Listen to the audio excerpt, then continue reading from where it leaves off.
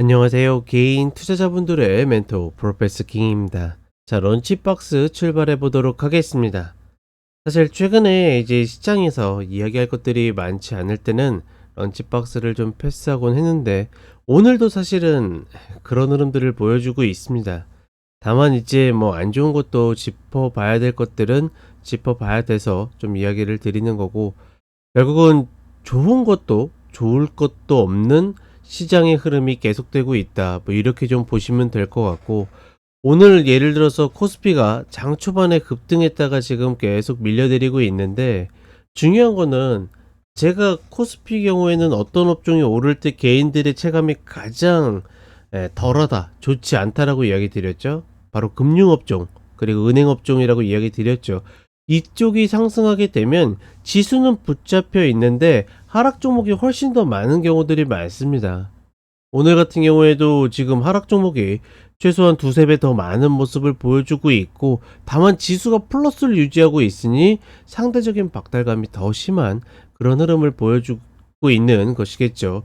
게다가 코스닥이 상대적으로 더 밀려내리면서 최근에 3일 연속 그런 모습들을 보여주고 있는데, 이런 것들을 보게 되면 우리 시장은 여전히 보수적 관점을 유지할 수밖에 없는 스탠스라고 보고 있고, 특히나 상승한다라고 해가지고 이거를 추격하거나 쫓아가게 되면 반드시 고생하게 되어 있다. 내가 못 잡더라도 다시 자리, 구간 기다리는 것이 낫다라고 보고 있고, 지수는 일단 지수대로 흘러가게 냅두고 그 다음에 종목은 종목대로 접근하는 것이 좀 더 맞다. 왜?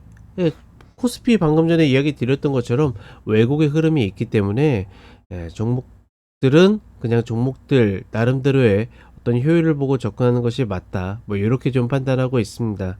그리고 이런 기조들이 좀 바뀌려면 결국은 외국인들이 우리 시장에서 적극적으로 현물을 좀 매수해주는 모습이 나와야 되는데, 여전히 그런 모습들 보이지 않고 있고, 예를 들어서 2차전지 같은 경우에 최근에 제가 변곡이라고 이야기 드렸죠. 근데 그 자리에서 어떻게 합니까? 외국인들이 말 그대로 결사항전해가지고 지금 3일 연속으로 대놓고서 그냥 매도를 때리고 있죠. 분명히 형태는 공매도로 때리고 있는데 공매도가 체결되지 않았다라고 하니까 우리가 그것까지 조사하거나 확인할 수 있는 방법은 없기 때문에 조금은 답답한 면이 분명히 있습니다. 다만 어찌되었거나 중요한 거는 외국인들은 지금 우리 시장을 긍정적으로 보고서 적극적으로 대응하는 것이 아니라 대체적으로 어떻게 못 가게 가르치고 있다, 뭐 이렇게 좀 인지를 하시는 것이 맞지 않겠는가. 그 와중에도 결국은 어떻게 합니까? 금융주로 본인들의 수익은 챙기고 있다, 이렇게 생각하시면 될 것 같습니다. 아무쪼록 조금은 보수적으로 접근하셨으면 좋겠다, 다시 한번 정리를 해 드립니다. 자, 그럼 몇몇 종목들 살펴보도록 하겠습니다.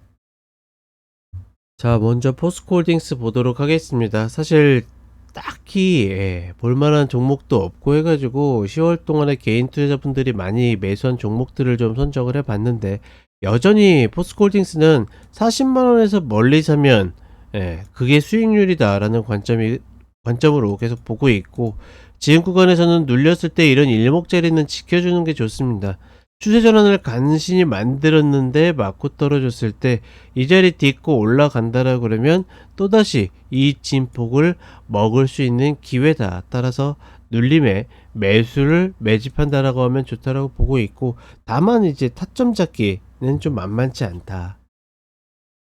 자, 그 다음에 아모레퍼시픽입니다. 지난 실적 발표 이후에 반등해가지고 생각보다 많이 올라왔어요. 마지막 거 좀 떨어질 줄 알았는데 한 번 더 올라와서 120평을 테스트했고, 결국은 마디를 두 번째 깨질 때는 어떻게 한다? 반드시 매도를 해야 된다. 저희 기술백과사전에 나와 있는 내용이죠. 어찌되었거나 지금 다시 내려오고 있는데, 이때도 마찬가지로 저는 요 자리 쌍바닥을 봤는데 그보다 위에서 움직였죠.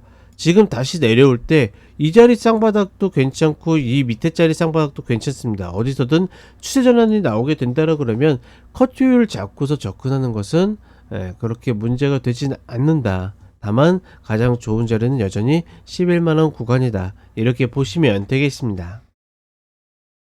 자, 마지막으로 LG전자입니다. LG전자 같은 경우에는 일단은 결국은 박스권이죠. 제가 누차 이야기 드렸지만 10만원 위에서는 따라갈 이유 없다라고 그랬고 9만원 아래에서는 내일 잡아도 된다라고 이야기했습니다. 또다시 이 구간 기다리면 되고 이때 개인 투자분들이 많이 매도했거든요. 정말 잘하셨다라고 생각합니다. 다만 미리부터 일찍부터 잡을 필요 없이 아랫자리 오면 하고 아니면 만다는 생각이 더 낫다. 지금 하방 관통도 나와 있기 때문에 전반적으로 좀 더 기다리는 것이 맞지 않을까라고 판단해 보겠습니다. 자, 그럼 저는 4시에 쇼츠로 다시 찾아뵙도록 하겠습니다.